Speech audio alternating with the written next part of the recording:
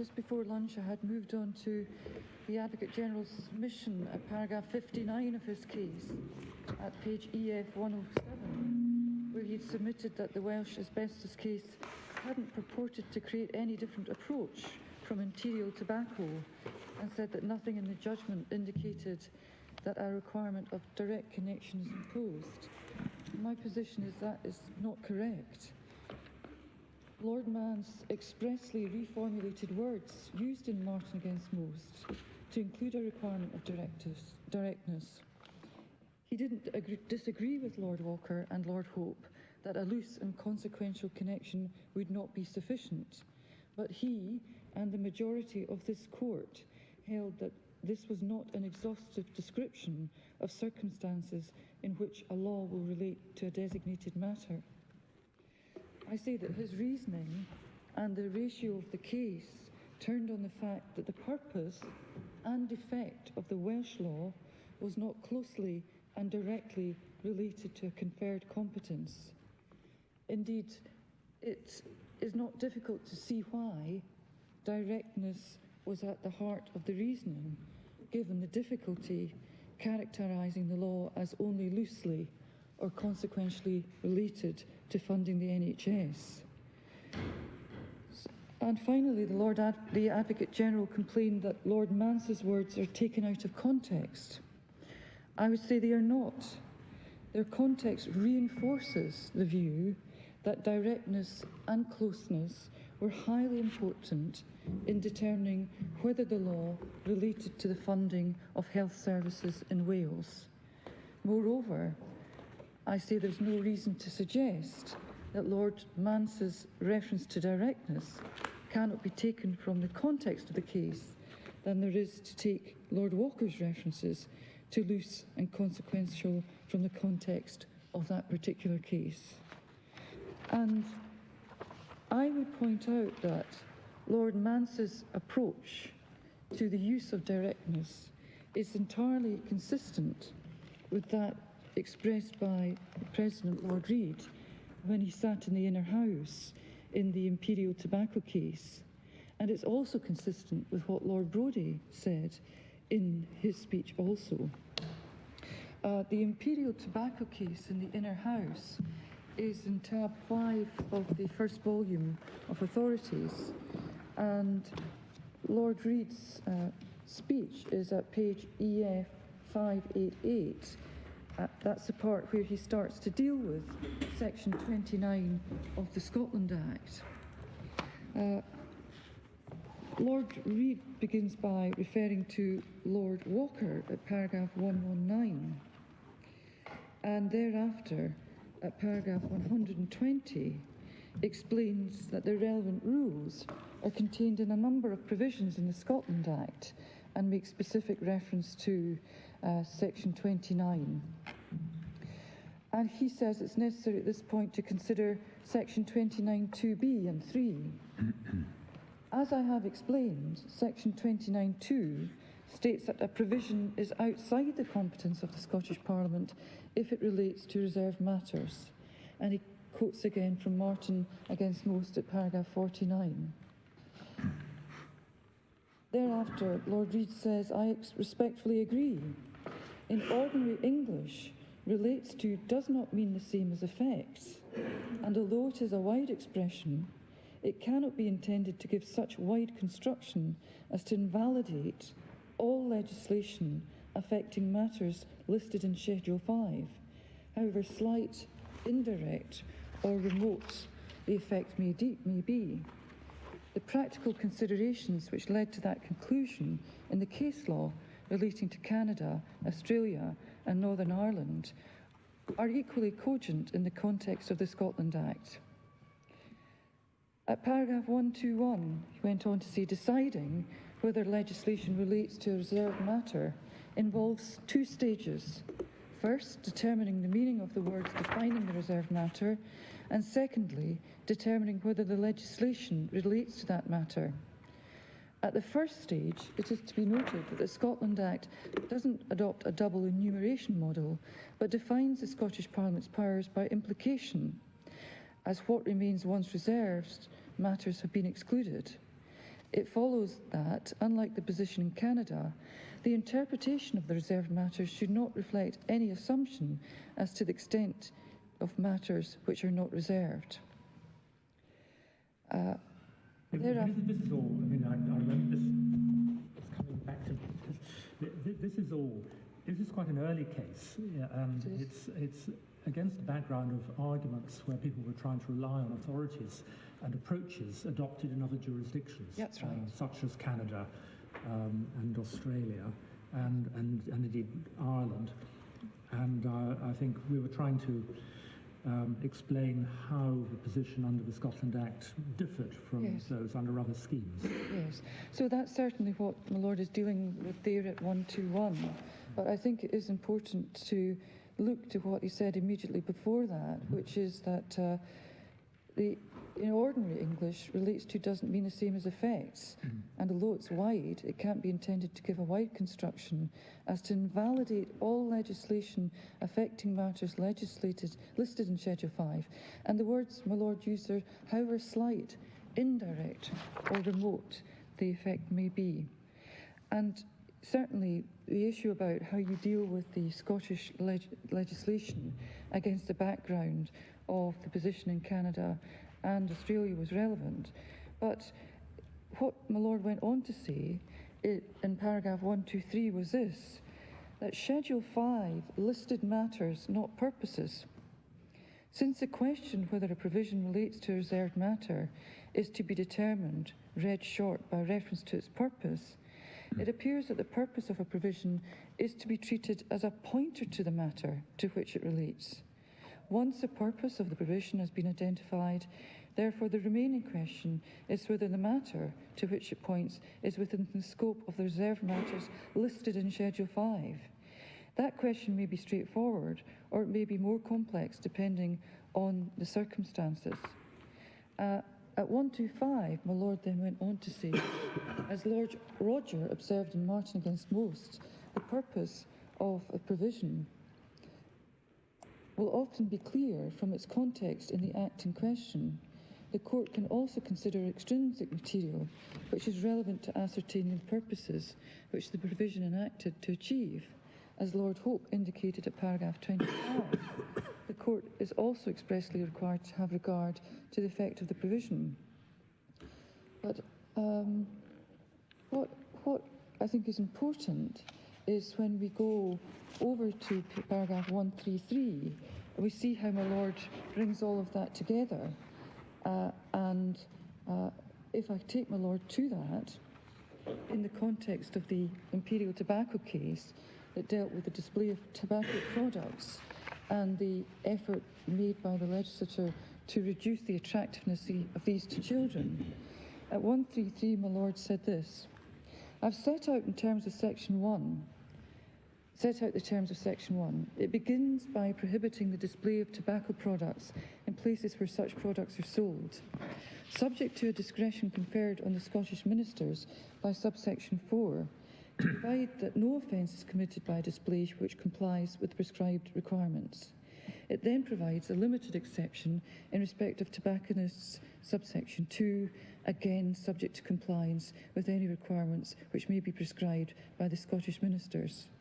It also provides a general exception in respect of wholesalers, and again subject to compliance with any requirements which may be prescribed by the Scottish ministers.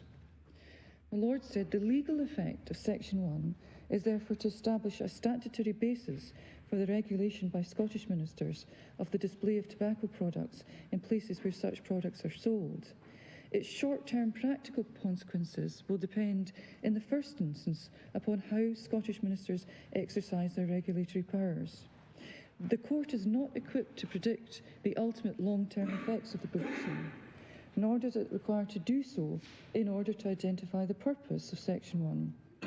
The extrinsic material indicates that the purpose of Section 1 was to enable Scottish ministers to take steps which might render tobacco products less visible to potential consumers and thereby achieve the reduction in sales and thus in smoking. The legal effect is consistent with that purpose.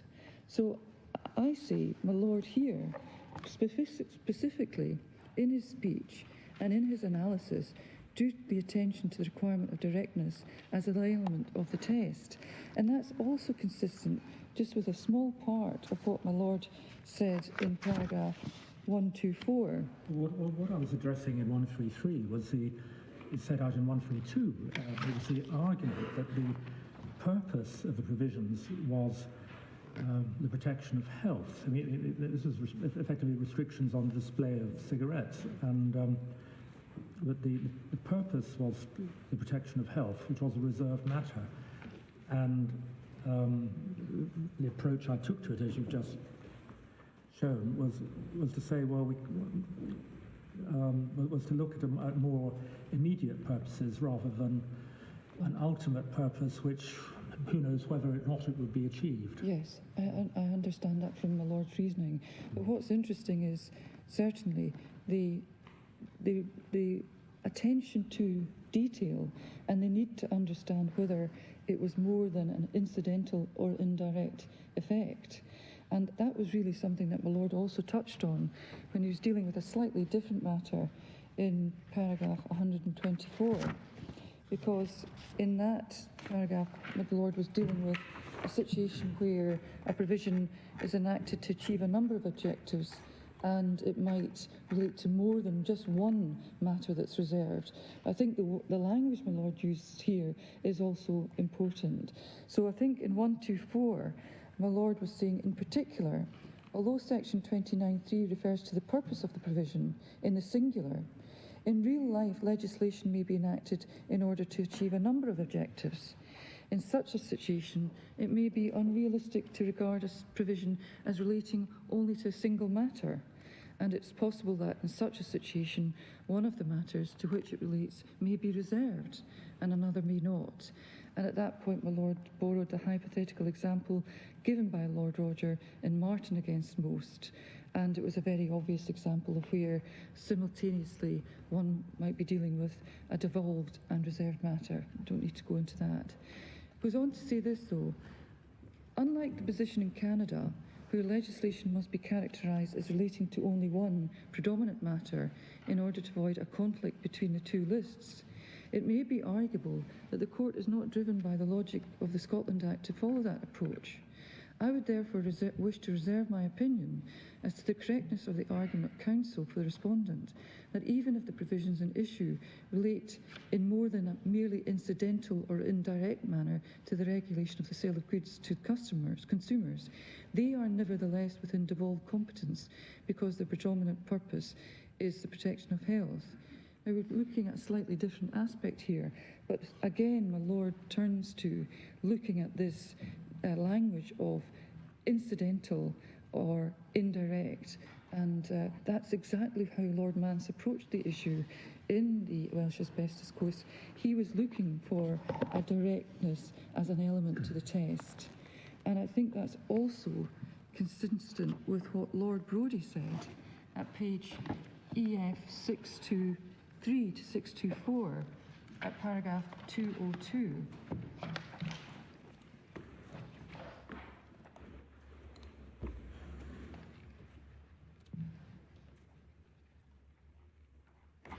It's really at the bottom of that paragraph, at the bottom of page 623, when he's dealing with the provision that relates to reserved matters.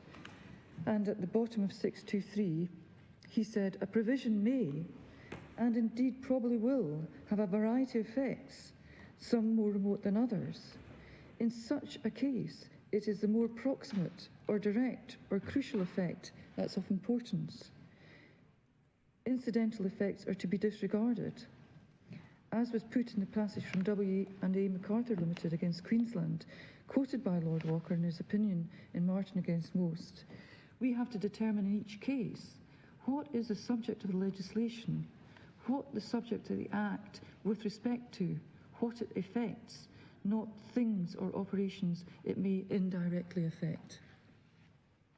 So that I say that rather than Lord Mance's approach being an outlier or inconsistent with that expressed by others, it's entirely consistent with what his approach is entirely consistent with the way in which my Lord and Lord Brodie approached the matter in the Imperial Tobacco case in the Inner House.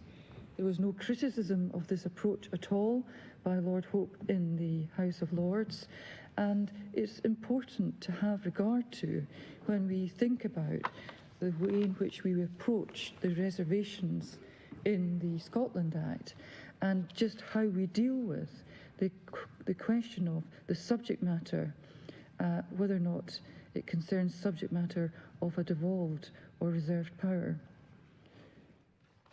So I say that further consideration to this particular issue was given by this court in the Continuity Bill case. That's authority at tab 11, volume 1, and at EF 822.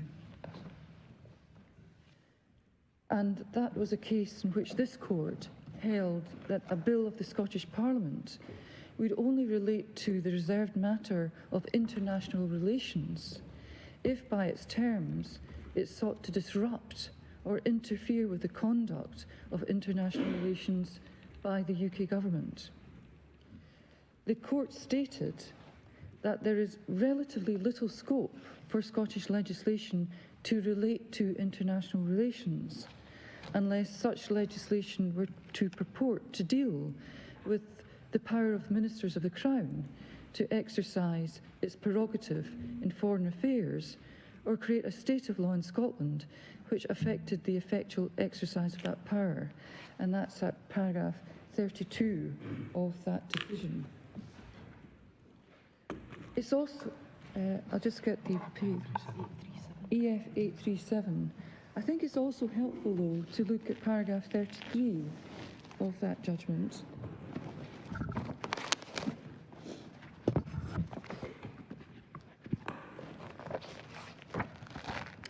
So, 837.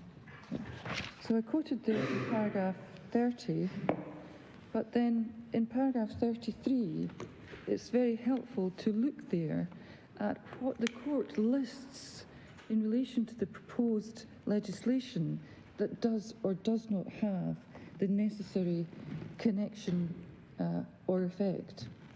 And it says at paragraph 33, in our judgment, the Scottish Bill does not relate to relations with the EU. It will take effect at a time when there will be no legal relations with the EU unless a further treaty is made with the EU. And then lists the things that the bill doesn't do. The Scottish Bill does not purport to deal with any legal rule affecting the power of ministers of the Crown to negotiate such a treaty, or otherwise to conduct the UK's relations with the EU. It doesn't purport to affect the way in which current negotiations between the UK and the EU are conducted. It simply regulates the legal consequences in Scotland of the cessation of EU law as a source of domestic law relating to devolved matters, which will result from the withdrawal from the EU already authorised by the UK Parliament. This is something the Scottish Parliament is competent to do, provided that it does so consistently with the powers reserved in the Scotland Act to the UK Parliament and with legislation and rules of law protected under Schedule 4, and 2, that its legislation does not relate to other reserved matters. Parts of the argument of the UK law officers appear to suggest a wider objection that separate Scottish legislation about the consequences of withdrawal is legally untidy, politically inconvenient, or redundant in the light of corresponding UK legislation. But we are not concerned with supposed objections of this kind, which go to the wisdom of the legislation and not its competence. So the court in continuity, the court's reasoning in continuity placed considerable emphasis on the need for there to be some form of practical or legal effect or impact of the law on the reserved matter. That is entirely consistent and in accordance with the approach taken in the Welsh asbestos case and with the same way in which my Lord approached matters in the Imperial Tobacco case. And I say it's implicit in the reasoning of the court in the legal continuity reference, that from that it's reasonable to suggest that holding an advisory referendum on an issue of international affairs would not relate to a reserved matter by the Scottish Parliament. The Advocate General objects that in my written case I didn't relevantly address the Christian Institute case.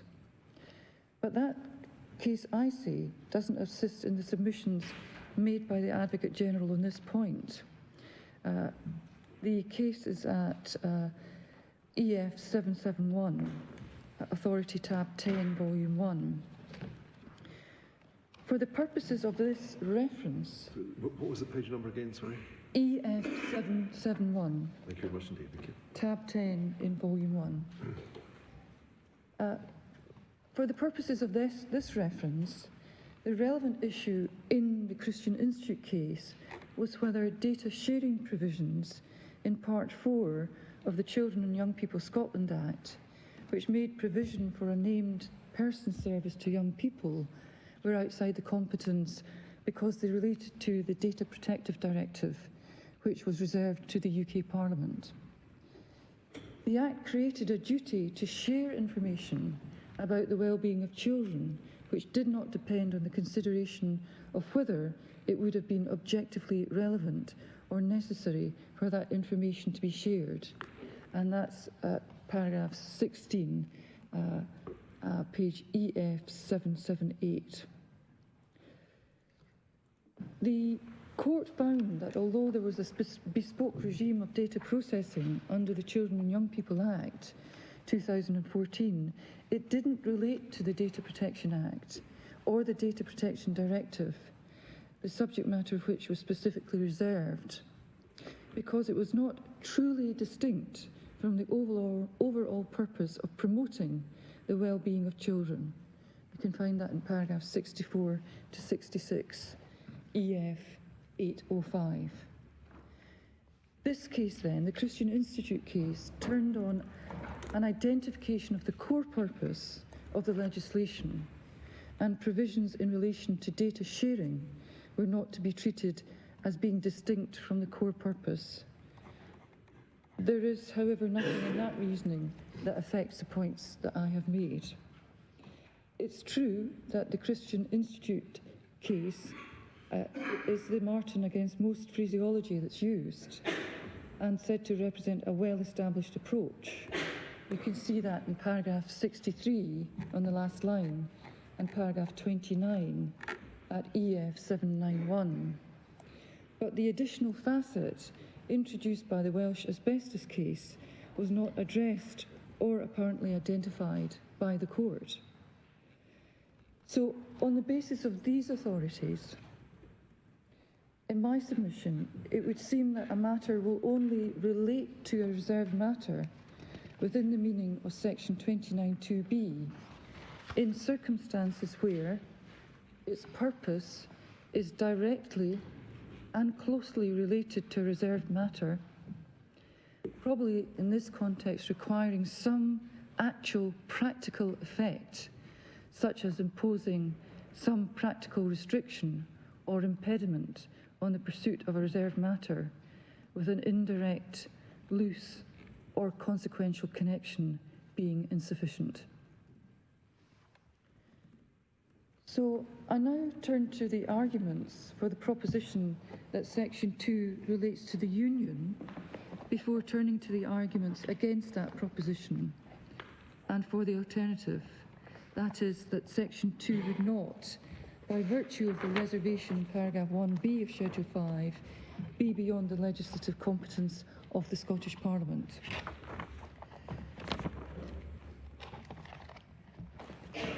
The argument that the referred provisions of the proposed bill relate to the Union I can take reasonably briefly, given that the Advocate General has set out the case in detail and maintains that this is the correct analysis of the law.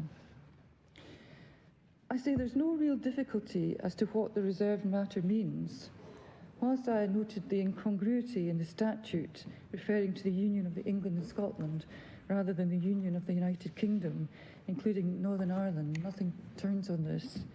The union is a legal union between what were formerly politically and legally independent kingdoms. The purpose of this being reserved is equally clear. The purpose of the provisions in paragraph 1 of Schedule 5 in reserving matters relating to certain aspects of the Constitution is that the matters in which the United Kingdom as a whole has an interest should continue to be the responsibility of the UK Parliament at Westminster. And the relevant authorities that I would refer to in that regard are Imperial Tobacco at paragraph 29, Lord Hope of Craighead, with whom the other members of the court agreed. That's at page 645. And that was the point repeated in the Christian Institute case, where again Lord Reid said a similar thing at paragraph 65. Again in authorities at page EP 805. The different arguments turn not on any difference of view or uncertainty as to the meaning of the union. Rather, they turn on what it means for legislation to relate to the union. The argument against competence has essentially 5 elements. The first is this: the subject matter of the referendum question, asking whether Scotland should be an independent country, concerns the unions of the kingdoms of Scotland and England. The question asks voters to express their opinion on whether they want the union to continue. That, however, does not resolve the issue, just as it didn't resolve the issue in Christian Institute case, that the subject matter of the provisions in question was data protection. The subject matter in the provisions in the Welsh asbestos case was raising money for the health service. And as the court explained in legal continuity case, legislation relating to international relations would not by dint of its subject matter alone relate to the reserved matter of international relations. Secondly, as we've seen, there have been a number of judicial statements in this court to the effect that a provision will relate to a reserved matter where the purpose of the provision has a more than loose and consequential connection to it. Again, referring to their Martin against Most at paragraph 49, Lord Walker on page of the electronic bundle of 406, Imperial Tobacco, paragraph 16, Lord Cope at EP 640, and the Legal Continuity Bill, paragraph 27, again electronic number 835, and also to the earlier arguments I made before in relation to legal continuity at paragraph 33. I see you referred us a moment ago to paragraph 65 of Christian Institute. Yes. Yes, I think that's it. Just looking at that, the first sentence may be of some relevance. Yes. I'll just get that, my lord. It's on page 805. Yes.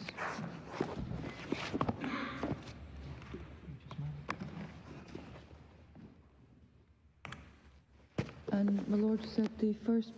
the first sentence struck me as possibly being of some significance if we're trying to apply these provisions about reserved matters.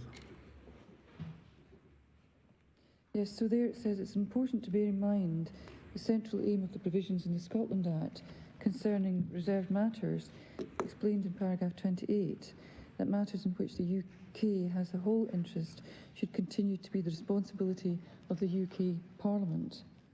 Yeah. That's right. Yeah. Yeah. So the Union and Parliament itself are obviously examples. I'm so sorry, my lord. So the matters listed in Schedule 5, such as the Union and the Parliament of the UK, are obviously examples of matters in which the UK as a whole has an interest. Yes, I see that, my lord. And I suppose it's the question, and I'll come on to talk about this a little later, is whether or not legislating about the Union is enough to meet the relates to test when the referendum is about a matter that's reserved. I think that it might be relevant to think that's the intention of the UK Parliament in creating reserved matters is not to be taken to prevent the Scottish Parliament asking the people of Scotland about matters of importance to the Scottish people, even if reserved. It might be thought that the intention of the constitutional arrangement reflected in the Scotland Act was to prevent the Scottish Parliament unilaterally changing law and matters that are the responsibility of the UK as a whole. And the important thing would be to question whether or not the case law points to the need for some sort of direct rather than consequential practical effect. So if we have simply an advisory referendum, we're not actually taking out of the UK as a whole the step that would be necessary to give effect to the outcome of any advisory referendum. I think that's the important issue that might be raised in connection with the undoubted statement about the purpose of the reservations and the protection of the integrity of the UK Parliament.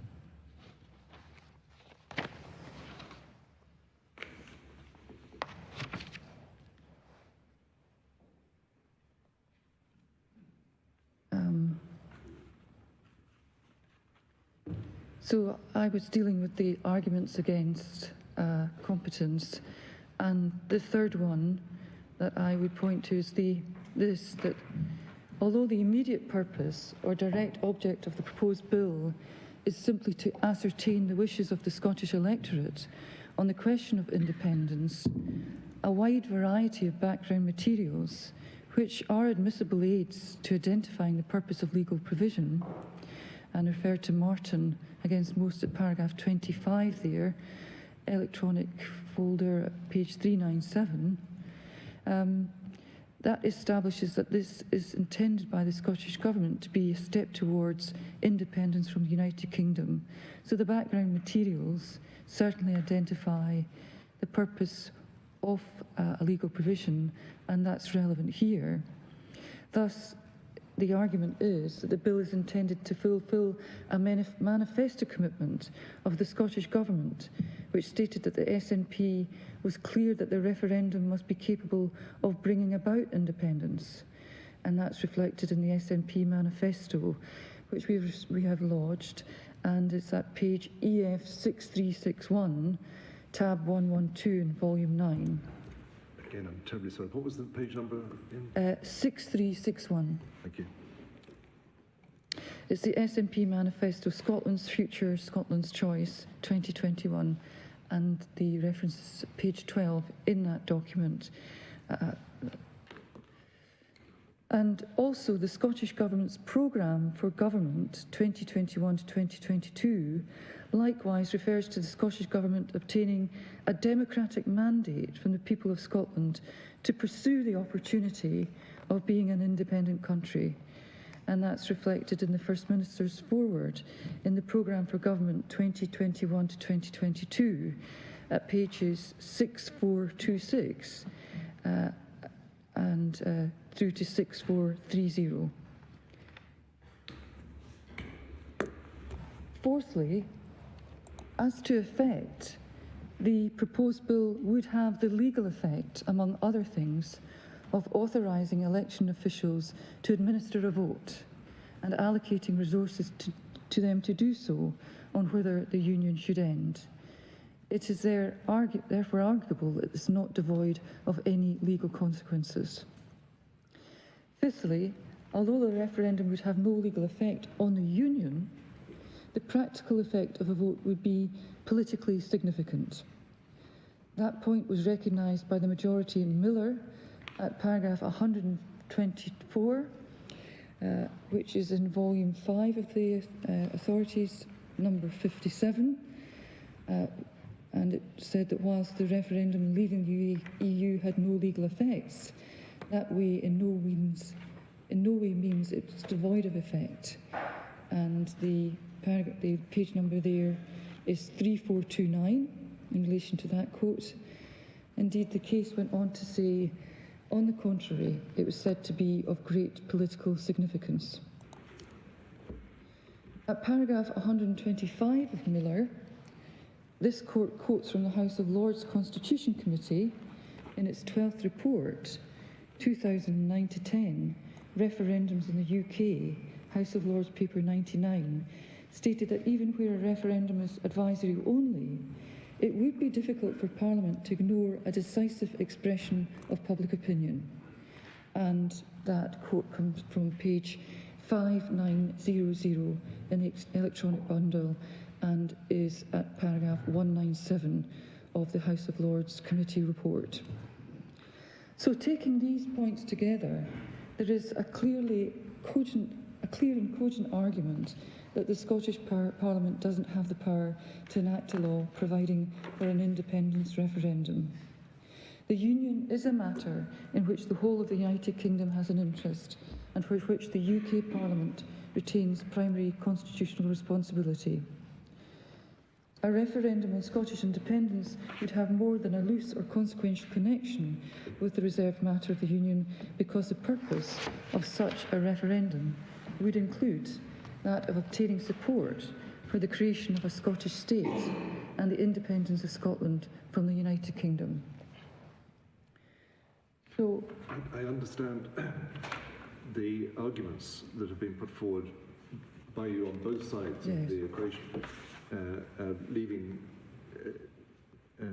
a state of indecision, and so that you can't advise one way or the other. Well, you can't positively advise that a Section 31 statement can be made. yes. But looking at individual matters which are raised, for instance, political significance, do you submit that it hasn't got political significance, or do you say it's an irrelevant factor? Or, I say, be realistic about it. It does have political significance, just as the vote in relation to the withdrawal from the EU for UK had great political significance. But ultimately, when it comes to determining the purpose of the provision and its legal effect, the political fallout of that is irrelevant for this court. And that's really in line with what this court has said in Continuity Bill at paragraph 11 and indeed at paragraph 33, where the wisdom of the provision is not for this court. The politics of the issue is not for this court.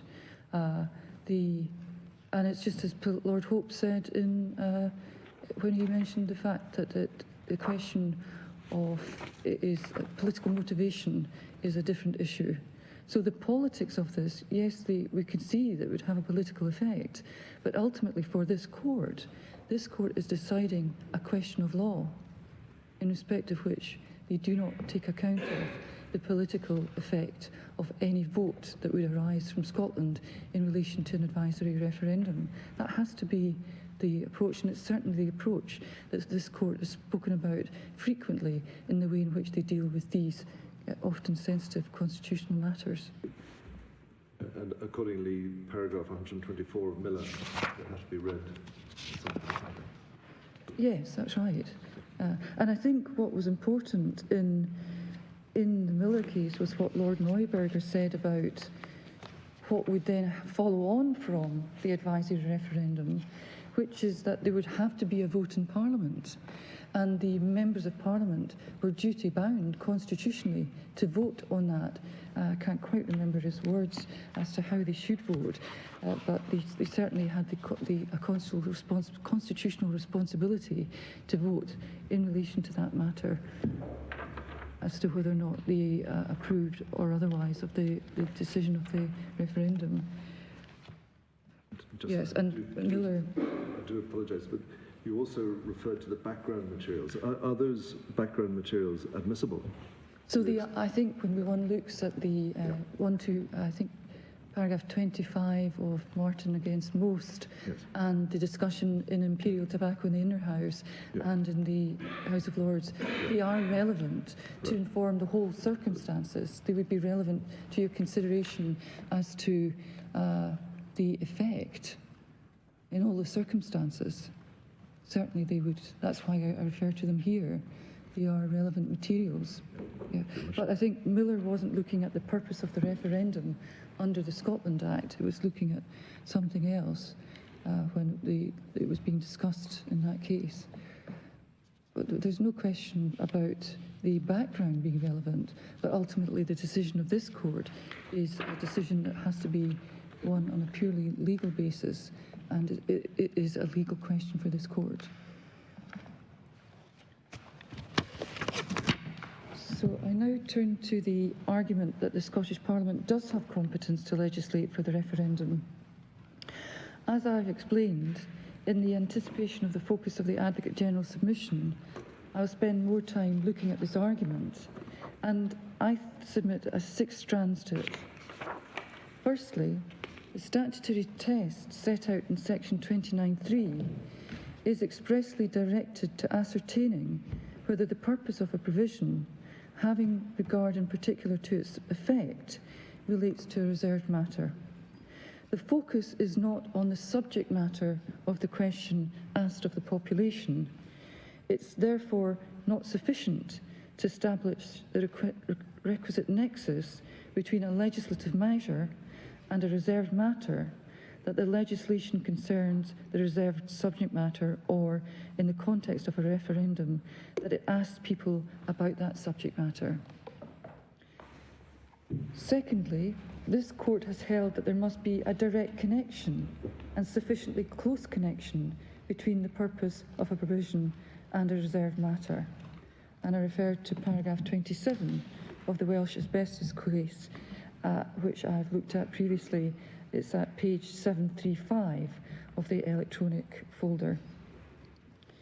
Further, the reasoning of this court in Legal Continuity Bill, to the effect that the bill of the Scottish Parliament would only relate to the reserved matter of international relations if by its terms it sought to disrupt or interfere with the conduct of international relations by the UK government, also suggests that the connection between an advisory referendum and a reserved matter would be insufficiently close and direct.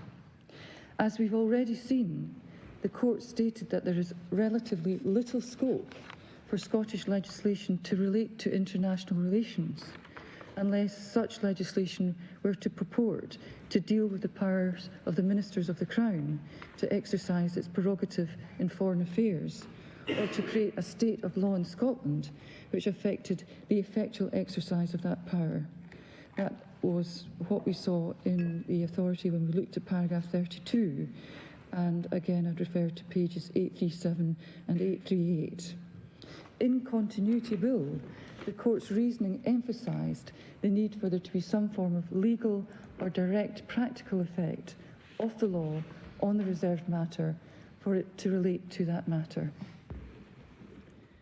Thirdly, if the exercise of identifying the purpose of a provision for the purposes of excluding legislation from the Scottish Parliament's competence by reference to section 29(3) is analogous to that adopted in the familiar process of statutory construction, that suggests a narrower rather than a wider purpose, being the legally relevant purpose. And in that respect, I refer to the case of Quinta Valley against the Secretary of State for Health. I'm so sorry, I didn't catch that. Yes. R. Quinta Valley against the Secretary of State for Health, which is Authority 49, and it's page EF 2931 and EF 2941. I'm referring from there to paragraph 8 of that judgment, EF 2941, where it says the court's task within permissible bounds of interpretation is to give effect to Parliament's purpose. And I quote there from Lord Bingham. So, it might not be said that the concept of purpose in section 29(3) of the Scotland Act is a little bit broader than the rather more precise idea of parliamentary purpose or intention, which one uses when actually interpreting an act. Doesn't it allow one or require one to have regard to a broader concept of purpose than one would use strictly for identifying the meaning of the statute itself. I've just got at the back of my mind, for instance, when one's applying convention rights in the context of parliamentary legislation, you ask questions which arise under the convention rights, such as what is the aim or purpose of the legislation, and for that, usually you can have regard not just to the words of the statute, but to the sort of wider context in which the statute has been passed. Isn't it a similar exercise under section 29.3? Well, I think that what's important is to say we're identifying the purpose of a statutory provision, and it's reasonable enough to look at the canons of the legal cases that have looked at the process of statutory construction in looking at this Act. So it is important, I think, by way of analogy and by way of informing the process that this court has to go through in order to understand what's the purpose provision in section 29.3 is, to look at how this court has in previous cases considered two particular canons of statutory construction as being relevant. And I do say that it is important to have regard to Quinta Valley, for example. I know that Lord Reid made reference to the case Quinta Valley in the Inner House when he was looking at the way in which to approach the statutory construction in terms of the Scotland Act. And there are two particular statutory constructions that are relevant and should be noticed. So the first is this, that the purpose of a law is in the first instance to be derived from an examination of the words used, including any clause that expressly refers to its purpose. And in that regard, I would cite Bloomsbury International Limited against the Department for Environment, Food and Rural Affairs at paragraphs 10 through to 11. That's at the electronic folder beginning at page 3109 and the particular quote at 3120 I rely on is at paragraphs 10 to 11 and that was Lord Mance with whom Lord Walker, Baroness Hales and Lord Collins agreed. So that case looked at the question of how you look at the statutory provision that related to the landing of fish in the UK, and whether or not you looked at the question of, you interpreted the word landing by considering whether or not you only looked at those fish landed directly on UK soil or through imports or other sources. So the purpose of the legislation was of particular import in the Bloomsbury case.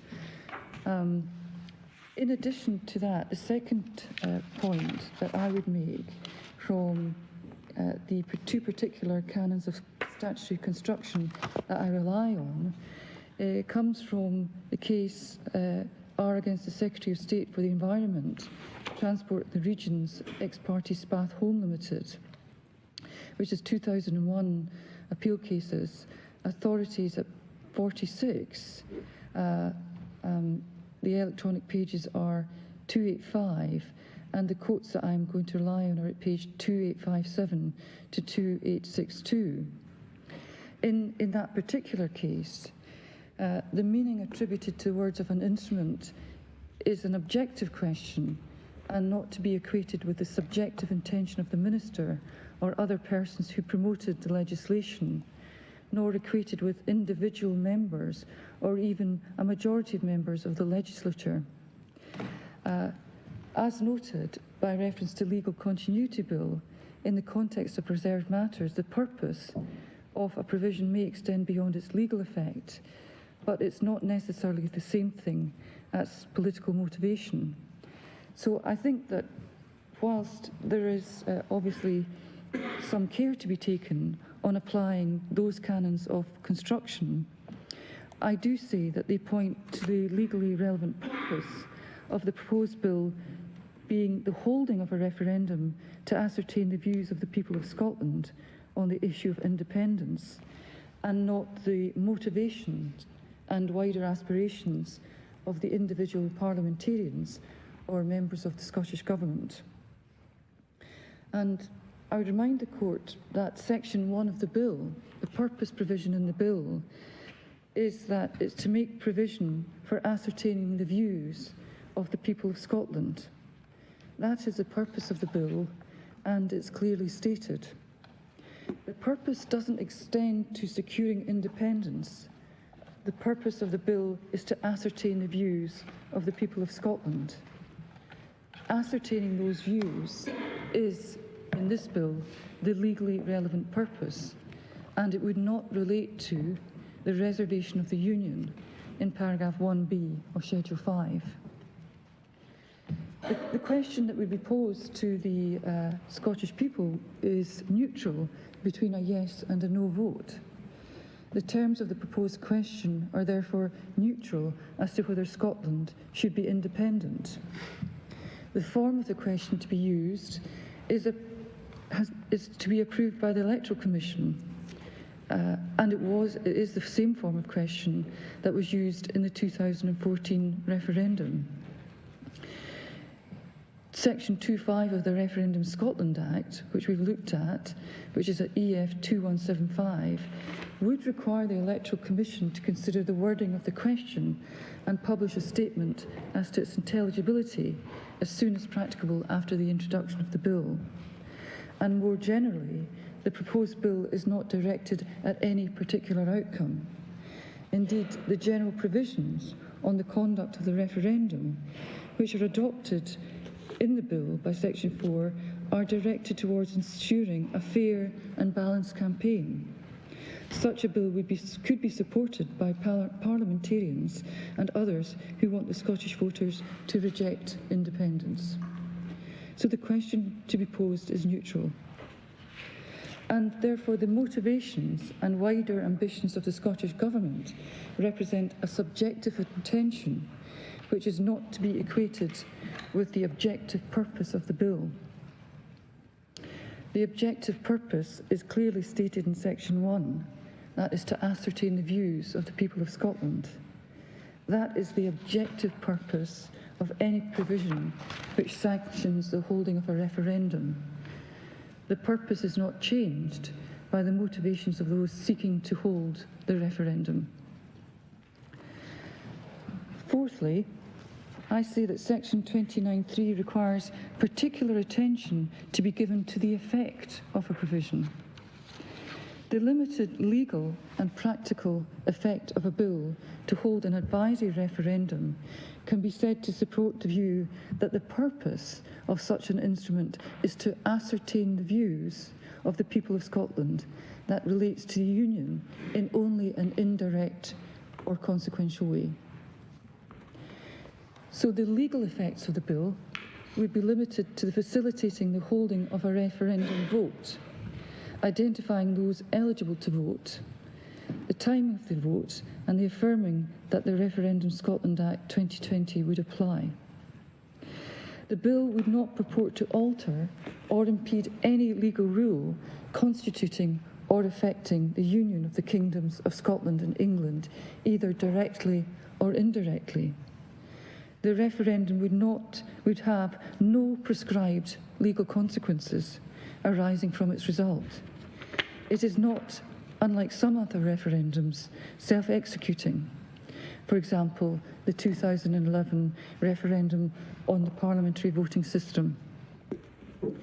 The Advocate General refers to the legal effects in terms of organising and holding of a referendum. I say that these can be argued as not being legally relevant effects. They would only be relevant legal effects if the reserved matter was the holding of a referendum. But as we've seen, holding referendums is not reserved. To the extent that the Advocate General points to the authority conferred upon returning officers and the like, in no way can those be said to be anything other than loosely and consequently connected to the reservation in paragraph 1b of Schedule 5.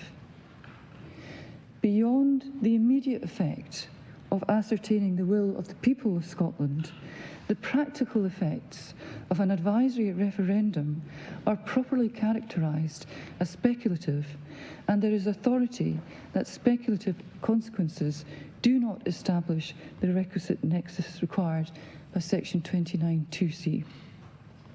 My Lord Reid in Imperial Tobacco emphasised that the courts are not equipped to speculate on what consequences will follow the enactment of laws beyond those that they prescribe. He stated at paragraph 133, electronic folder 592, that the court is not equipped to predict the ultimate long-term effects of the provision. Furthermore, it can be argued that it would also not be constitutionally appropriate for this court to take account of the possibility of future legislation of the UK Parliament. In Yalland and others, at paragraph 19, Lord Justice Lloyd Jones and Justice Lewis in the Divisional Court emphasised that the court should not seek to second-guess whether legislation will be passed by the UK Parliament. At paragraph 19, he said whether any legislation is to be introduced and the form that any legislation should take is a matter for Parliament itself and not a matter for the courts. And to similar effect, Sir John Donaldson, Master of the Rolls, in R against Her Majesty's Advocate, Treasury ex partes medley, 1985, Queen's Bench, at page 666 C to D, which is at page 2667 of the folder, said it behoves the courts to be ever sensitive to the paramount need to refrain from trespassing on the province of Parliament.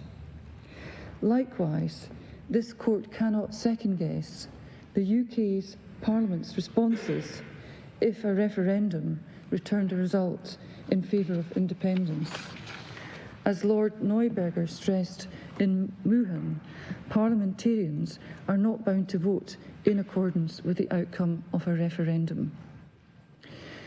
So therefore, in referring to the effect of a provision in section 29(3), the UK Parliament should be presumed to have meant the direct effects prescribed by the terms of the legislation, and in any event, not effects that are contingent or dependent on future legislation to be enacted by the UK Parliament. And further, the following other points can be made about the wider effects of the proposed bill. Firstly, the consequences attendant on the outcome of the referendum would be political. The Government of the United Kingdom has given no assurance or undertaking as to how it would act if the referendum returned was a yes vote.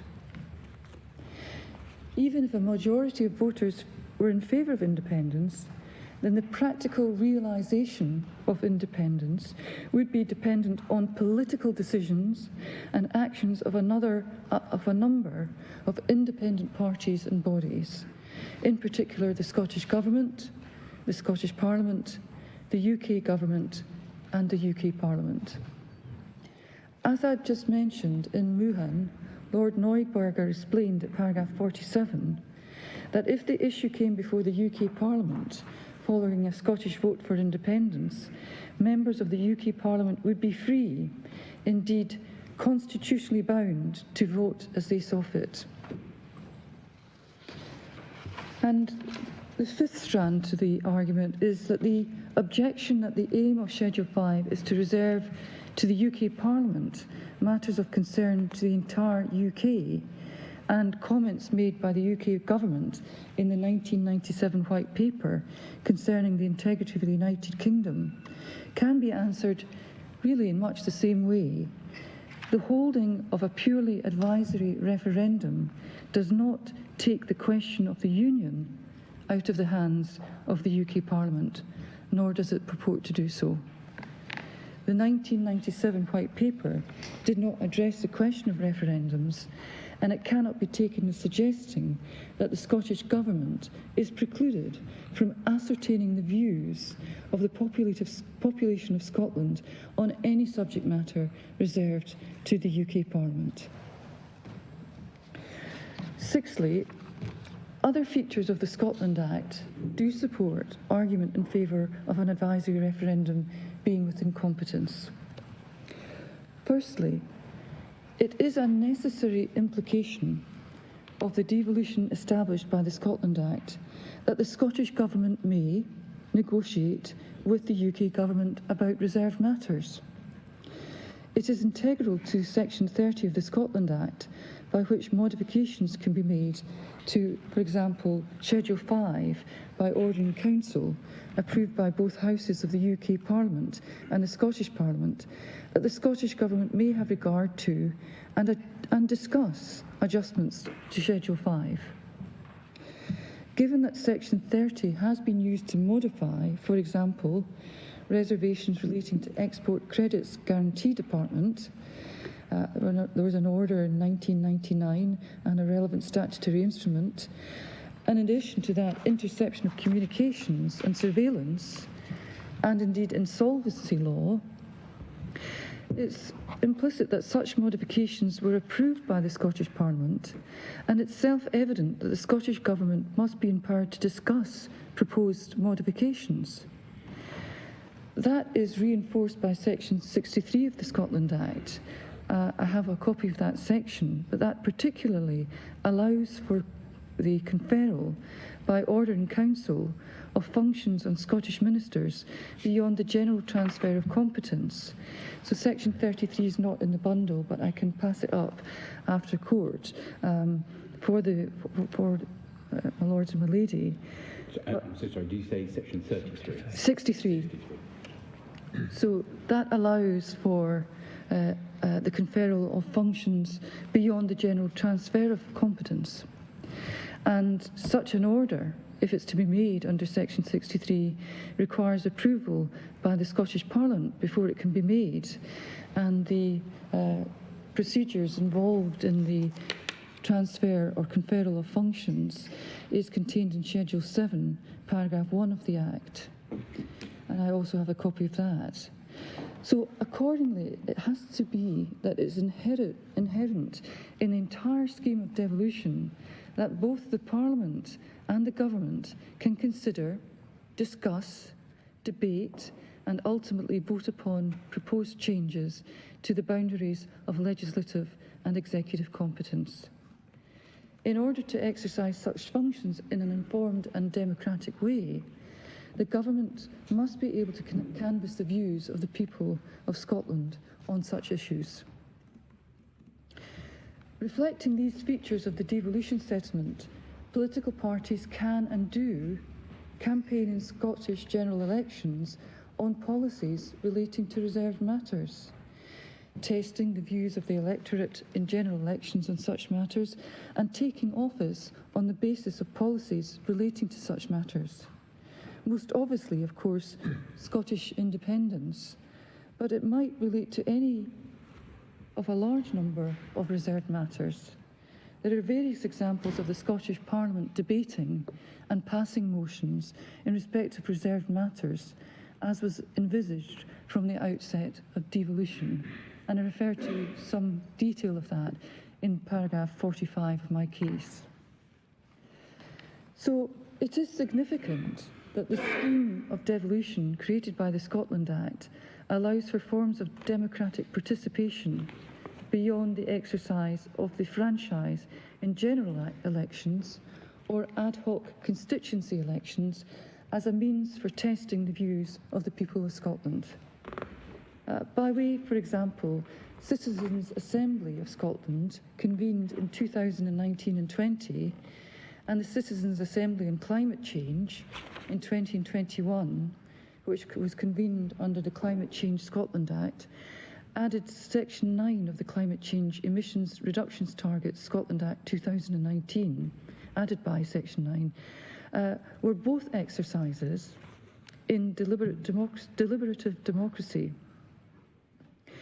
In addition, and as I've already explained, the Scottish Parliament can hold referendums to ascertain the views of the people of Scotland on particular issues, and it has a regulated process for holding referendums under the 2020 Act. So the devolution settlement reflects a mixture of principles of representative, deliberative and direct democracy, and also reflected in the fact that devolution settlements for Scotland and Wales now declare that the devolved institutions can only be abolished on the basis of a referendum of the people of those countries. In that respect, I refer to section 63A(3) of the Scotland Act and the Government of Wales Act, section A1, subsection 3. The Northern Ireland Act of 1999, in implementation of the international legal obligations under the Belfast Good Friday Agreement, includes a referendum requirement in respect of Northern Ireland's place in the UK, and that is section 1 of that Act. So given these features of the Scotland Act and the manner in which the devolution settlement operates, there are reasons for concluding that the Scottish Parliament is not constrained when ascertaining the will of the Scottish people, and that it can do so even where the question is concerned with the subject matter of a reserved matter. Notably, both of the citizens' assemblies referred to above produced recommendations concerning reserved matters. Such matters, merely by dint of being reserved, are not as such no-go areas for the Scottish Parliament or the Scottish ministers, and they're entitled to ascertain the views of the population on them. If they could not do so, the Scottish ministers would be precluded from consulting the people of Scotland on a wide variety of issues, whether by referendum or other form of consultation exercise. By way of example, casinos or daylight saving time provisions. These are in B9 and L5 of Schedule 5. These are reservations. So they couldn't, for example, consult the Scottish people on whether or not the way in which our clocks operate in Scotland, which can sometimes be challenging for young people going to school in the morning during the winter times, they couldn't consult on whether or not there is a reason to consider that there should be at least some discussion with the UK Parliament about changing daylight saving time. So I say that the Scottish ministers, it can be argued, are not precluded from consulting the people of Scotland on a wide variety of issues, and they are not precluded to consult the people of Scotland on the issue of independence. So to summarise my points, the words and provisions of the bill indicate that the legally relevant purpose is to ascertain the wishes of the people of Scotland on their own future. The wider motivations and aspirations of the Scottish Government and other political parties are not legally relevant. The legal consequences of the bill are relevantly nil. Any practical effects beyond ascertaining the views of the people of Scotland are speculative, consequential and indirect, and should not be properly taken into account. It can therefore be argued that the purpose of an advisory referendum, such as prescribed in the Scottish Independence Referendum Bill, has at best an indirect or consequential connection. I refer to the Welsh asbestos case at paragraph 27, and so it has at least an at best indirect or consequential effect to the Union, and it doesn't have a direct or short-term effect. And I refer there to Imperial Tobacco against the Lord Advocate in the Inner House at paragraph 133. It doesn't have the connection or involve some practical impediment or other effect necessary for it to be outside competence. So even if the criteria included purposes that had a loose or consequential connection to the Union, ascertaining the wishes of the Scottish people with its purely indirect, contingent and speculative consequences for the Union would be insufficient to satisfy the test. So can I then conclude on the issue of the reservation of the Union? Whether the referred provisions relate to the reservation of the Union depends to a significant extent on how broad a meaning is given to the effect of any referendum within terms of section 29(3).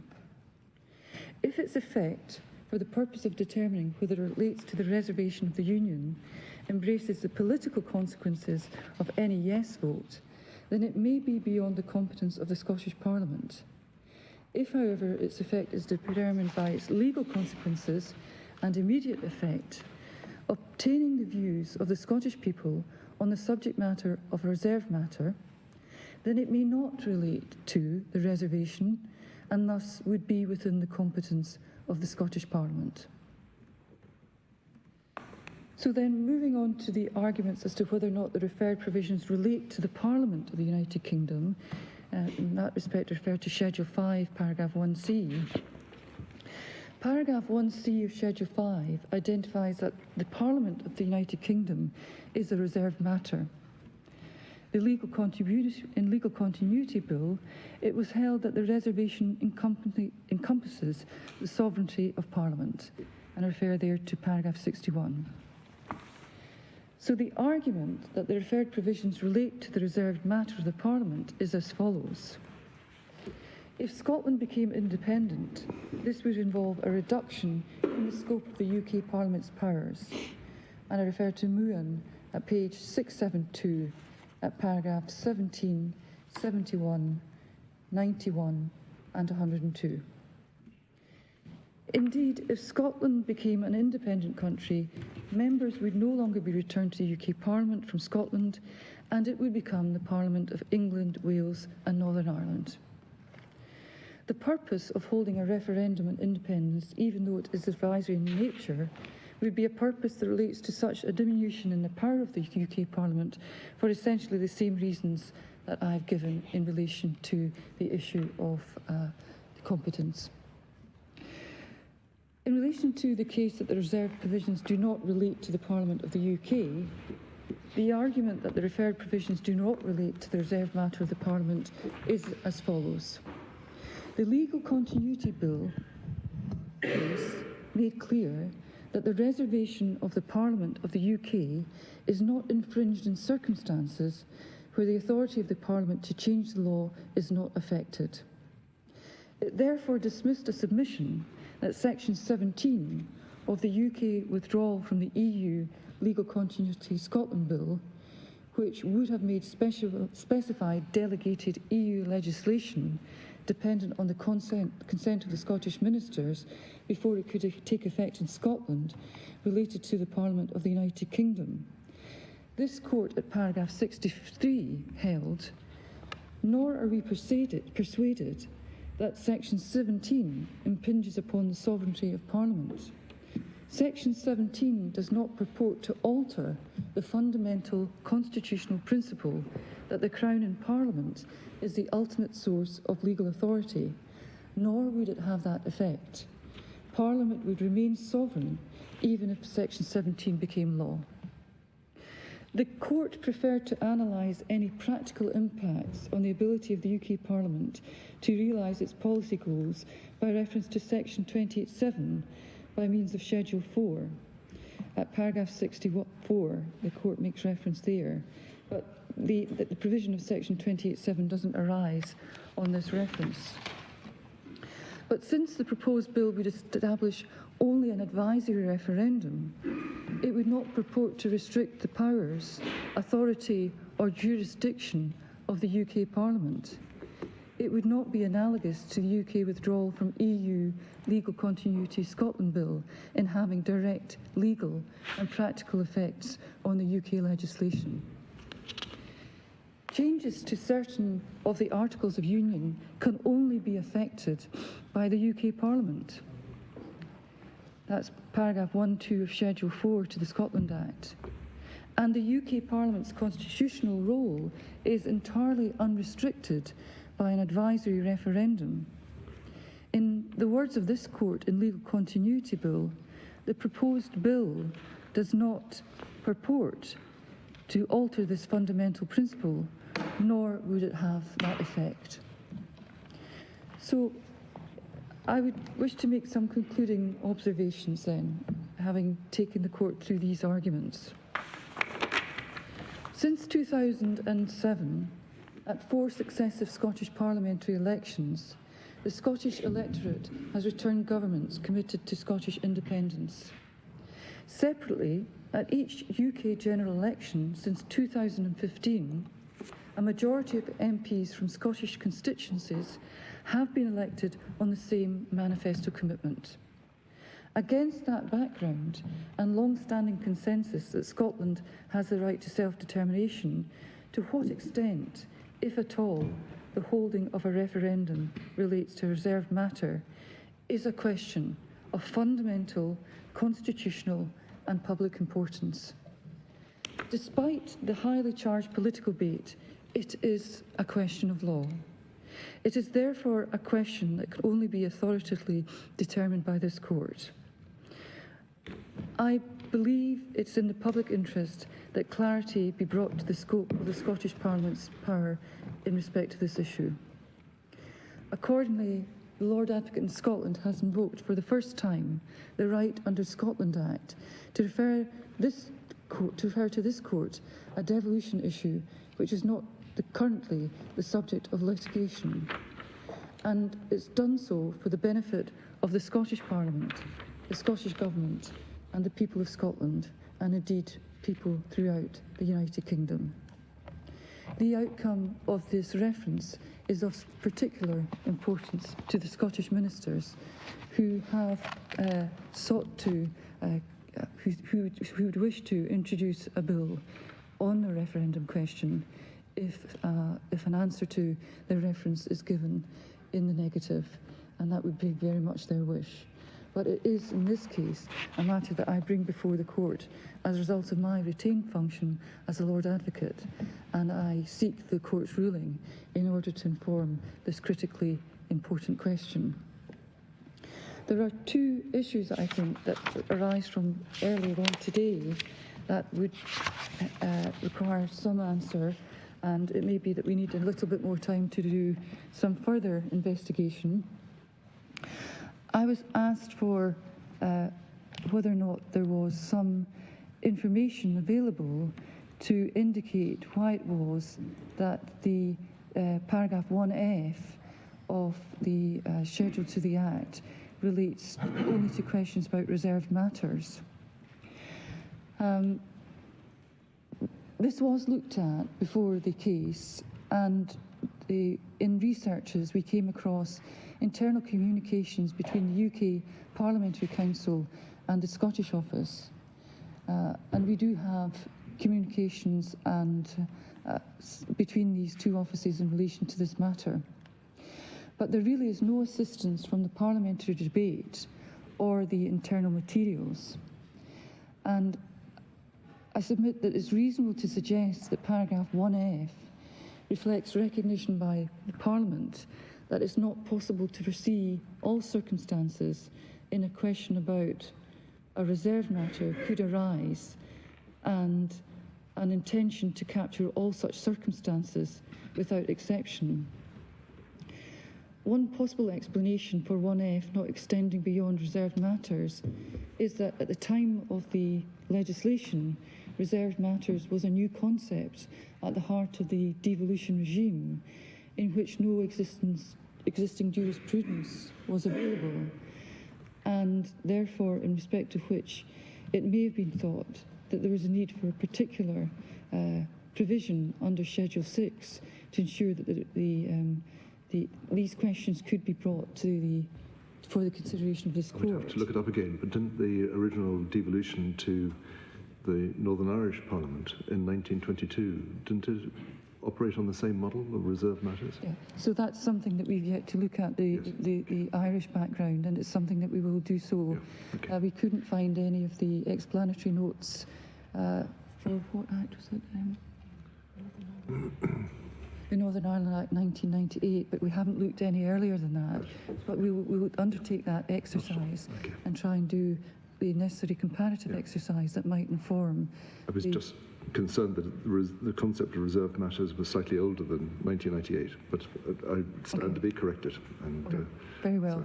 Well, I suppose it was new for Scotland. That's possibly what I mean. So that's is that possible explanation? Is all I'm saying. But there's really no assistance from the parliamentary debate or internal materials. We'll continue to look, but there was quite an exhaustive search done before today on that. Lady Rose asked a question of whether or not a member's bill could be challenged under paragraph 34 of Schedule 6. That's where a member chose to introduce the legislation and confirmed that in their view, it was within competence. I would answer this question by saying it really wouldn't arise in practice, as in practice, the Lord Advocate doesn't refer a bill until after stage 3 in that respect. But I wouldn't rule out that it could be challenged under paragraph 34 in the right exceptional circumstances. So it could be done, but in practice it really doesn't arise. And there's a particular involvement of the Lord Advocate at stage 3 in the private member's bill procedure for referral to the Supreme Court on a question of legislative competence. Perhaps it would be helpful if you were to explain to us what the Lord Advocate's role is at stage 3. Yes, so I can give that in writing. I do have. If that's more convenient. I think that's possibly more helpful because it's quite. I do have some material here that could easily be prepared and handed up, along with, if we can get it, some further background material on the issue of the schedule to the Act and paragraph 1F. And just to help me, stage 3, what does that mean? So that's in relation to the point at which the bill has been introduced. It's gone through the relevant processes within Parliament in terms of debate, committee stage and amendments. And the final stage in the process is stage 3, and that's the stage at which the Lord Advocate would then consider whether or not, as a result of the terms of the bill, or indeed any amendments, that the case should be referred to the Supreme Court in terms of the legislative competence issue. But I can easily give my Lord a flowchart on that. I think I've understood from your explanation. Thank you. Is that something different from the Section 33 process? So this Section 33, I just need to check Section 33.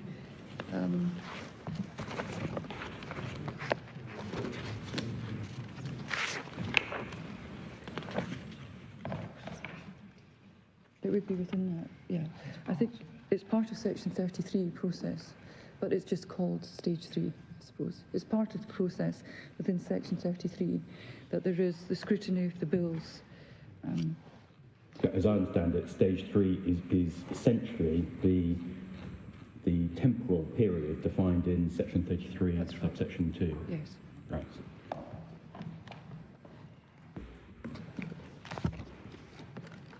Yes, thank you. So unless there's anything else, those are my submissions. No, we're most grateful, Lord Advocate.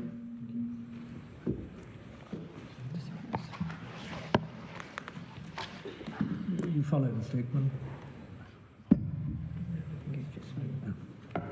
Sir James. My lords, my lady, I'm going to take the issues of jurisdiction and discretion together and try and focus the submissions a bit under that composite heading. The starting point we submit for the issue of jurisdiction in particular is that there is clear and consistent authority, including at this elevated level, that it is not appropriate for courts generally to engage with abstract questions of law until the facts are known. And the case law has made it entirely clear that the facts for this purpose include whether possible legislation will in fact be passed, what its precise terms will be, and indeed very often a factual matrix to which such legislation actually applies. That case law doesn't just identify those as the relevant facts for the purpose of the principle. It examines in some detail why the courts take that position. And I wanted to take you to 2 or 3 authorities, if I may, on those matters. The first of them is the Attorney General for Northern Ireland's reference in this court behind tab 12, starting at page 866. And the relevant page, sorry, it's maybe very inconvenient to give you the start page if you're doing it electronically. 872 is the page I actually want.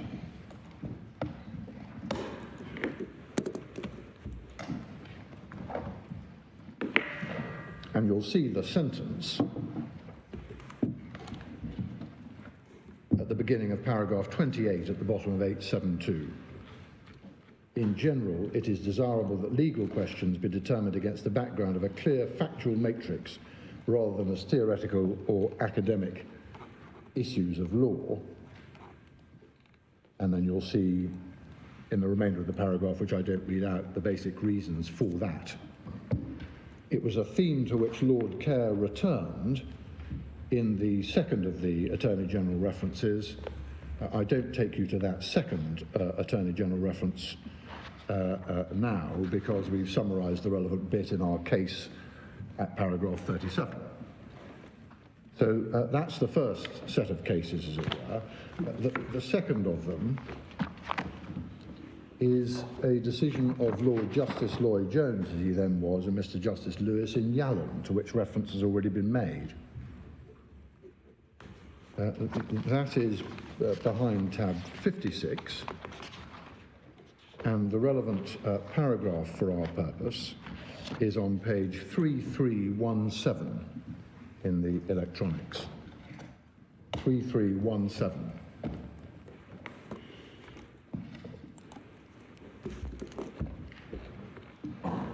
And as you see, para 25 says it will rarely be appropriate to consider such issues when they may depend in part on factual matters or future events, since until those factual matters are established or the events occur, the courts will not be in a position to know with sufficient certainty what issues do arise in a particular case.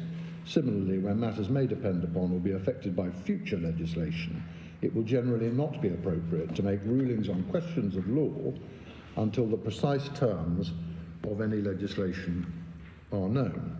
And that paragraph with those principles and that explanation there set out was effectively dispositive on the facts of that case. Well, in the circumstances of this case, there's a majority in the Scottish Parliament, and we're told that the legislation is going to be proposed, and surely we can take it it's going to be passed. My Lord, I don't think you can, with all respect, take that as read. Why not?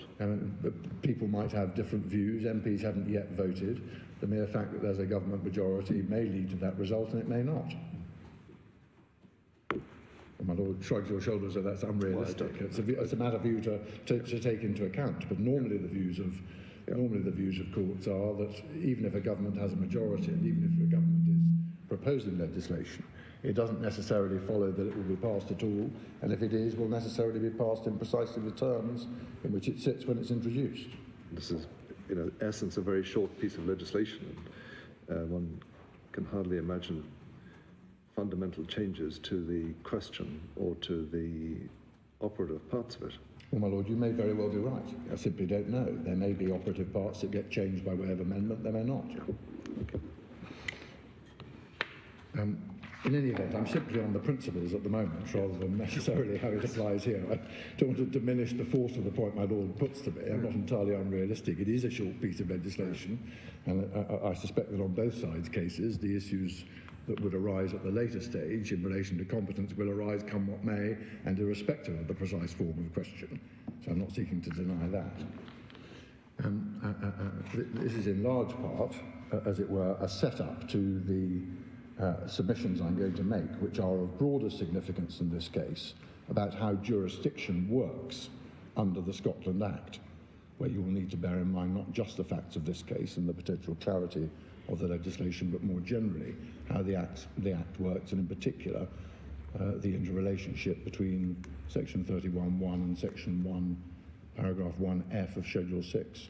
That's the key bit for present purposes, and that's a bit that isn't confined necessarily, or at all, to this particular piece of legislation. So that's the broader answer of principle. The third of the authorities I wanted to show you to involve one of the members of the court in Yallen, but not the other. By this point, Mr. Justice Lewis had become Lord Justice Lewis and was sitting with Mrs. Justice Steyn in Counsel General for Wales, tab 59, page 3530.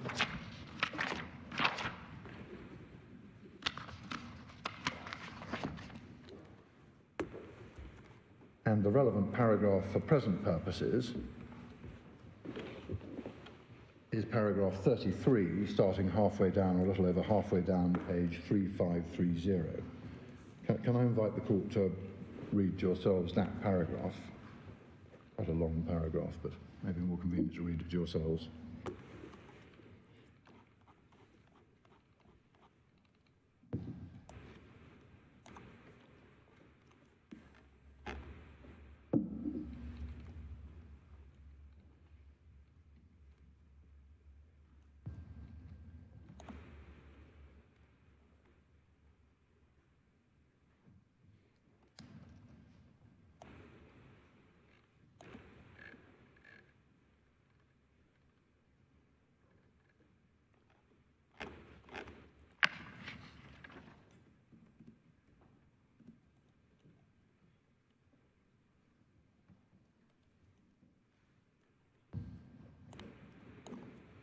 So you see the themes. Governments, law officers and everyone else, and legislatures must inevitably form their own view about whether proposed legislation is compatible with various superarching pieces of legislation, e.g. the HRA. There's nothing new or surprising or unfortunate, but the courts get involved only after legislation is enacted and not before. And the reason for that is because courts do not, in general terms, for all the reasons I've gone through, give advisory declarations in the abstract. The court specifically noted in that paragraph, as you've seen, that the equivalent law officers and the presiding officer in Wales were likely to have to form a view about competence and reference, but they do not seek advisory declarations prior to the passing of bills. So that's the critical paragraph for present purposes from Counsel General Wales, and you will note that the Court of Appeal dismissed the appeal. I don't need to go to that dismissal for present purposes. If you wanted, it's at page 3562 in the authorities bundle. And since the service of our written case on this reference, i.e. this reference, this court has refused the Counsel General permission to appeal further to this court. But, I mean, in our case, might it not be said that it's not going to be an advisory declaration and it's not in the abstract? I mean, if the court rules on the matter, it will be deciding the point in the context of this bill, won't it? My lord, it will, but it will be deciding the point in the context of a draft bill that hasn't been introduced into the Scottish Parliament and has yet to go through those processes. And I'm going to take you through the processes that the Scotland Act envisages before a reference in relation to a bill can be made. So, my lord, I don't seek to suggest that this paragraph is directly on all fours, and I fully take the point you put to me. But this is the basic rule, and the purpose of taking you to these authorities is not to say we are in pari materia. It is to say this is the basic starting point, well known, well established, against the backdrop of which Parliament then legislated in the Scotland Act to set up what we will submit is a limited set of circumstances in relation to draft bills where Parliament, where the courts can do precisely the thing they wouldn't otherwise do, namely to give a view about the competence to pass particular as yet unenacted legislation. They take it to the final stage of passing and then the courts get involved. So the Scotland Act 1998 and the equivalent other pieces of devolution legislation represent an exception, and we submit a narrow and carefully circumscribed exception to what otherwise would be the basic principle as adumbrated in these cases. That's how we put that point. It's an exceptional jurisdiction in a number of ways. In also the fact that that this court is exercising an original jurisdiction. Yes. In proceedings which can only be initiated by law officers. Yes. It's very much giving this court a constitutional jurisdiction.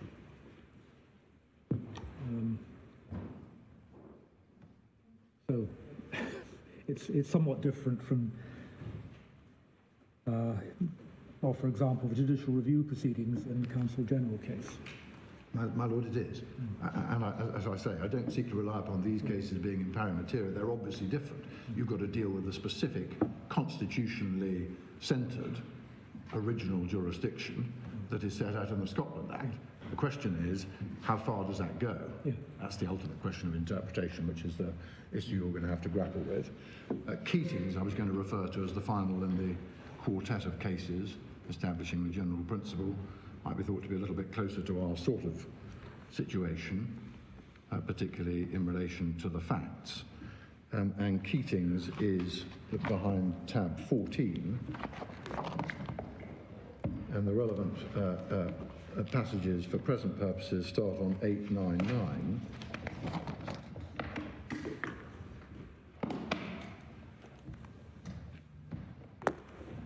And again, I don't invite you to go through them all now, but you will see from the reasoning of the court, this is Lord Carlaway, the reasoning of the court at paragraphs 51, and particularly 51 through to the end of 55, reject the attempt to inveigle the court into ruling on the draft piece of legislation for a referendum of the kind that we're concerned with, and they did so on the basis of those traditional principles. There were lots of imponderables in that case, including whether or not a bill would in fact be introduced and how it was going to turn out. And many of those imponderables do at least have some resonance here. The bill hadn't been introduced. As the court put it, a draft bill has no legal status. If introduced, a bill may or may not be passed by the Scottish Parliament, said the court. The form of the bill introduced may be different. No matter what its initial form, said the court, it may be amended. Now, again, it could have been said to those representing the Advocate General in that case, well, isn't it obvious? They've got a majority, it's a pretty straightforward piece of legislation, but they were imponderable enough, at least for that purpose, to lead the court to the conclusion that you see set out at paragraph 55. I thought at that stage the result of the election wasn't known. My Lord, it wasn't. So there were more imponderables here, as I entirely accept. Yeah. But the ones I identified just now were taken as imponderables, as it were, from the reasoning of the court, as you see in paragraph 55. So we do submit that that basic principle is the key starting point, at the least, in considering the meaning and effect of the Scotland Act, and is important in considering discretion if you get to that stage. I wanted then to turn directly to the Act, recognising that this is a question of interpretation of the Scotland Act, with all its status of the kind my Lord the President has just reminded us of. And so far as the Act is concerned, I wanted to make two key initial points, if I may. And the first is that the legislation, that's the Scotland Act, sets out a carefully regulated and specific timetable and set of requirements before a reference can be made of a bill.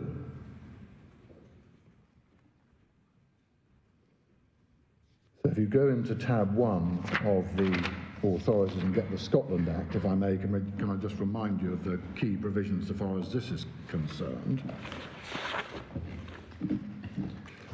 The position essentially is that the bill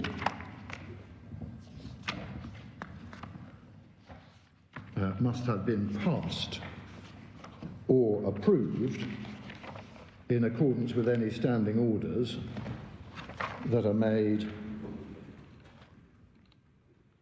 under section 36(1) and 5. I take that from section 33 sub 2 on page 141.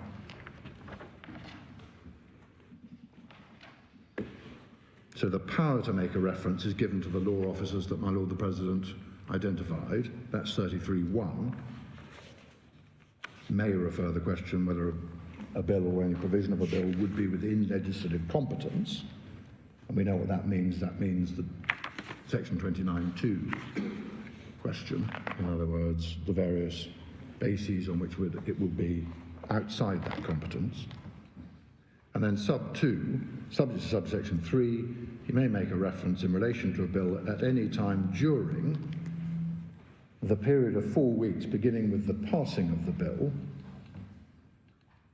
and then any period of 4 weeks beginning with any approval of the bill in accordance with standing orders made by virtue of 36(5), which we'll look at in a second. So the basic position is that there can be no reference by the law officers under the scheme of this legislation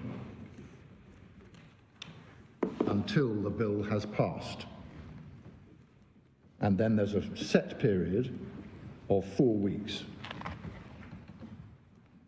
within which the reference has to be made. So passing is the necessary and the mandatory temporal precondition to the making of a reference. What then of the stages of the bill is before you get to that point?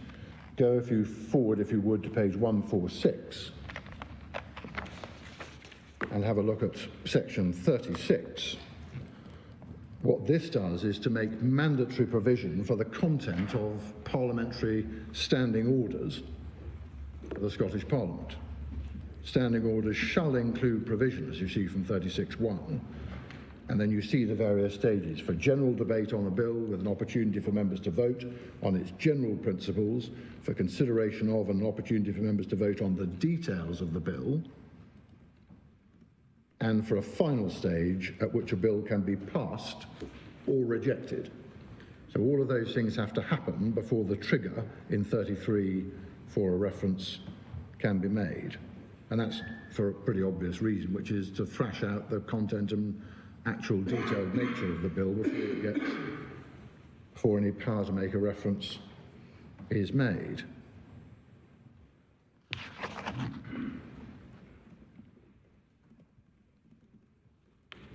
You will then see, and we don't need to trouble too much with it, but you saw reference to 36(5) and the approval process earlier on in the provision I took you to, and you will see that 36(5) is effectively a reference back to 36(4). I'm not going to go through the intricacies of that, but it is at least worth chasing through those procedural intricacies as the alternative to passing as the trigger point for a reference. In a specific type of situation, you've got to have standing orders making provision for various other sorts of process that have to be gone through before the reference trigger point is reached. They are, in essence, and in very broad summary,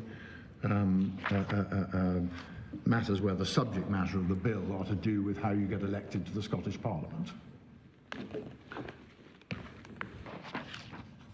So there is an intricate scheme for standing orders to regulate those parliamentary stages, and they include provision, as you see, for detailed consideration of bills by the Scottish Parliament.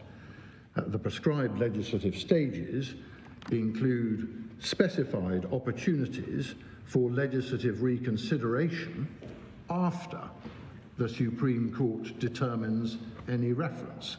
So there's provision made in this Act not merely for the process that leads you to the reference jump-off point, But there are also provisions in the legislation that deal very specifically with going back to the Scottish Parliament after the Supreme Court has determined a reference. See, for that purpose, section 36, sub 4, standing order shall provide for an opportunity for the reconsideration of a bill after its passing if and only if the Supreme Court decides that the bill or any provision of it would not be within the legislative competence of the Parliament. So in other words, if you assume introduction, they pass, the statements are made, the bill is prima facie deemed to be competent, it comes to the Supreme Court. The Supreme Court disagrees, says no, that provision and that provision and that provision are not within competence. Standing orders have then got to provide for a process, or at least for the opportunity for the Scottish Parliament to reconsider. So that's part of the built-in process. All of those processes presuppose that the draft bill has gone through the first essential stage of introduction. And I'll come back to that because section 31 and how it works is at the heart of the interpretive debate that you will have to grapple with. But all of those stages, as I say, are preceded by the requirements for the various statements and the offering of views. Then it gets introduced, then you have the standing orders, then you have come back if the Supreme Court decides any part of the past legislation is in fact outside competence. You will also have noted, the President reminded us of it a minute ago, that as part of that intricate structure, only specified office holders can refer. See section 33 sub 1 at page 141, and they are the Advocate General, the Lord Advocate, or the Attorney General.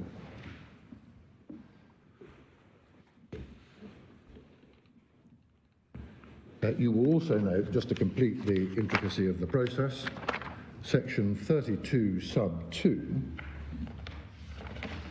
which is part of the provisions governing references and so on, and entirely obvious why this provision needed to be made. 32.2 is on page 137, and what it does is to preclude the presiding officer from submitting a passed bill for assent if a reference is made within that 4-week period. You can see why you would need that, because otherwise the bill was submitted for assent before the Supreme Court had offered the constitutional view on competence. So the key point to be derived from this suite of provisions, with all their care and intricacy, is that the United Kingdom Parliament in the Scotland Act has required that the stages of the legislative process in the Scottish Parliament be completed. The legislation specifically sets the end of that Scottish parliamentary consideration as the trigger for the 4-week window referred to in section 33.2. And the clear intention is therefore, at this stage, that the bill in the Scottish Parliament has gone through all of its legislative stages, all of those stages referred to in 36.1, so that it is in final form and simply awaiting assent. That's the only thing that needs to happen, is His Majesty needs to put the chop on it. It is the point at which the issue, therefore, bear in mind at least the basic themes from the case law I took you to earlier, it is the point, legislatively, it is the point at which the issue that will come before the Supreme Court is as close to not being abstract or inchoate as possible. You've done everything apart from His Majesty putting his chop on it.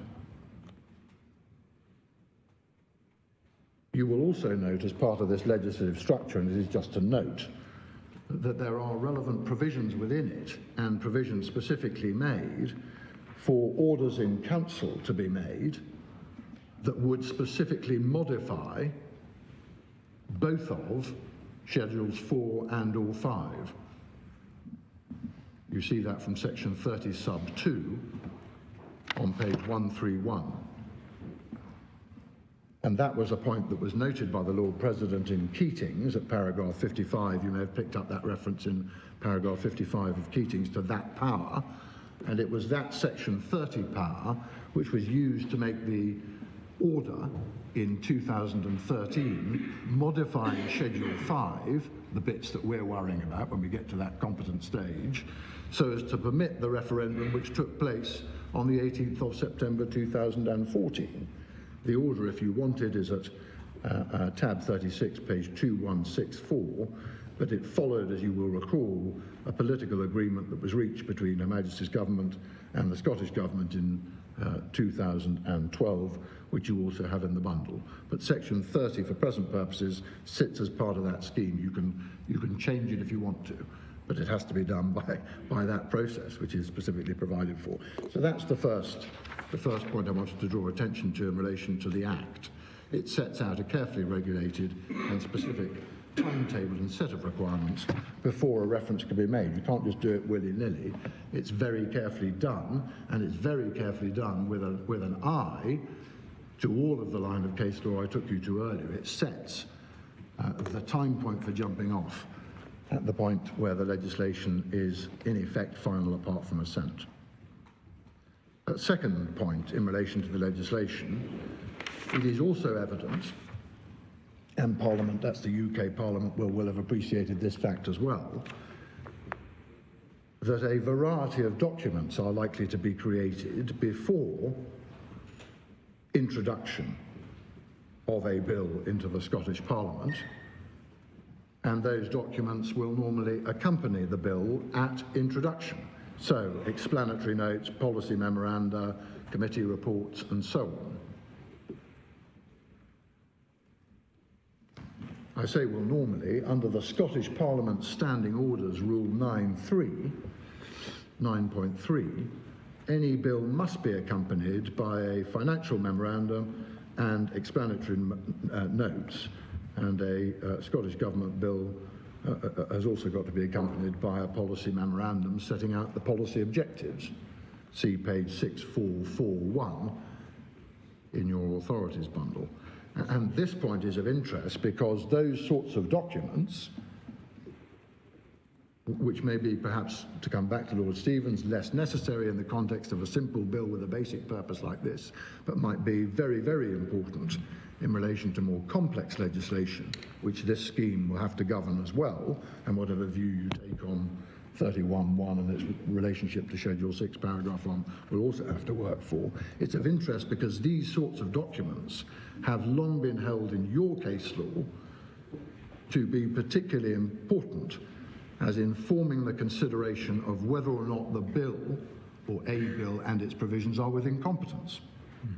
And that is no doubt because 29.3 puts the spotlight squarely on purpose and effect.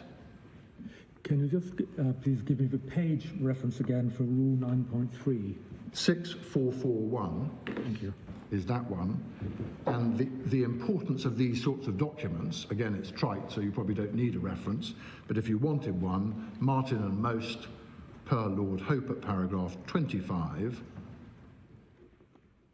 page 397, but we've given you a host of other cases, no doubt unnecessarily, in our case at paragraph 13, which are references to the same end. The point is that those sorts of documents are likely in many cases to be integral to the consideration by this court of competence and therefore the fulfilment by this court of its constitutional role. And they will be lost. And do those documents also include party political manifestos and statements on behalf of a political party? My Lord, I'm not sure that those documents referred to in the Standing Order Rule will include those sorts of documents. But I don't think, if that's the purport of your question, that there's been anything in the case law, as it were, that limits for this purpose the source but from which you might derive assistance as to purpose. Does that make sense as an answer?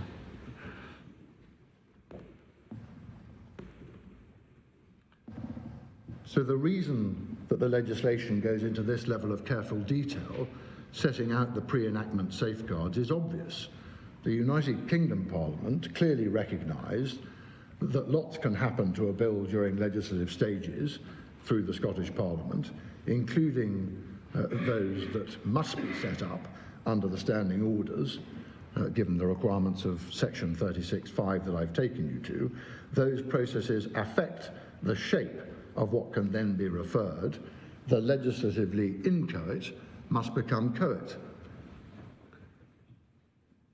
The United Kingdom Parliament also clearly recognised that if references are made in compliance with those safeguards, the issues that the Supreme Court will need to consider will then be capable of being considered with maximum certainty and with the maximum degree of assistance that can be provided to the important constitutional role, and indeed, to hark back to my Lord President's point, to the original jurisdiction that this court is then having to undertake under the Section 33 reference process. And all of this, we respectfully submit, was clearly and squarely recognised, all of this being the basic design and structure of the legislation, by Lord Carloway in Keating's, see in particular paragraph 60 at page 901. So perhaps to finish today, can I just make twin submissions at this point in the argument? The twin submissions are, first, that Parliament has been prepared to countenance a departure from the usual approach of abstinence, judicial abstinence, but has done so on terms. As a general rule, you don't give advisory opinions on hypothetical provisions in the abstract, still less on proposed legislation, because, well, not least because, that draws courts into policy making and legislative functions in a pretty uncomfortable way, and you need, therefore, the clear parliamentary authority that you have in the Scotland Act to enable that process to be undertaken. So the devolution legislation gives you, as it were, that legislative permission, but it does so in a very carefully delimited way that has obviously been designed with an eye to that case law, because all of the thrust of all of those provisions is to try to make as certain as can possibly be done that by the time it gets to you, the Act is in as final form as can possibly be mustered prior to it actually becoming law. And the second submission, which I leave you with for the purpose of today, is that with respect, the Lord Advocate's interpretation of the tail end and unspecific words that finish off Schedule 6, paragraph 1F, bypasses / undermines all of that. It is no answer to that point for the Lord Advocate to say, as she does, this is not a bill reference, so Section 33 is irrelevant. The Lord Advocate has carefully and deliberately chosen to frame her referred question around the terms of a draft bill. She's no doubt done so to try to reduce the force of the argument that it seeks a judicial ruling in the abstract, but the fact that it is not a bill reference under Section 33 is nothing to the point. Of course it isn't. But that is no answer to the objection that referring a draft bill at this stage, which has not reached the Section 33 stage, circumvents the exclusive statutory scheme that Parliament has gone to all that trouble to set up, with all the demerits that that process, or that jumping of the process, entails. How do you get to the Section 33 stage if you cannot genuinely make a Section 31 statement? My Lord, my answer to that, and I'm going to come back to it in more detail tomorrow as the next topic when I consider how Section 31 fits into this scheme, my ultimate answer to that question, given the time, is so be it. Parliament has set up a jurisdictional precondition to the introduction of a bill into the Scottish Parliament, which is that you need to be able to persuade, I was about to say even, but that would be disrespectful, even your own law officer. You can't even persuade your own law officer that you are within competence. The shutters come down under the scheme of this legislation.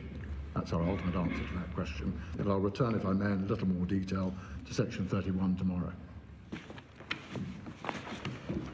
Well, in that case, we'll adjourn there for the day and resume at 10:30 tomorrow morning.